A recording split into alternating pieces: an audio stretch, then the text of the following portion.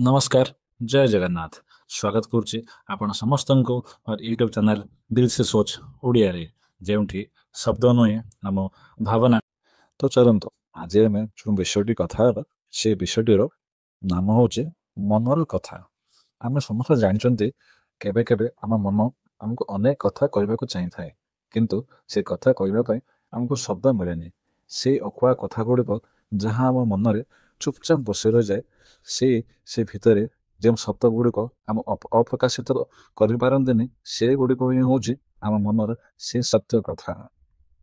बेले बेले आम हसी हसी आम निज जंत्रणा को लुचि दी था कारण आम जानू आम से दुख से लुह किए कोई बुझीपार ना लोके आमर से मुहर से हसी तो देखिपारती किंतु आम मनरे से नीरवतार शब्द कई बुझीपारती कि शुणी पारती से कथा केवल आम मन ही बुझी थाए। सेमती मन केबे केबे अनेक कथा कहवाक तार भारी इच्छा करे किंतु आम हृदय ताको चुप रखिदिए से नीरवता ही बेले बेले सबुठ उच्च स्वर ही बाहर को आसी जाए। मन और हृदय ये दुहें केबे विरोध करते से अपेक्षा करता कहीं जड़े थाउ जी से नीरवता को बुझे कारण जीवन शब्द नुहे कि अनुभव हुए जहाँ आम हृदय बहुत सुंदर लगे। यह हूँ आम मनर कथा। यह से मनर कथा।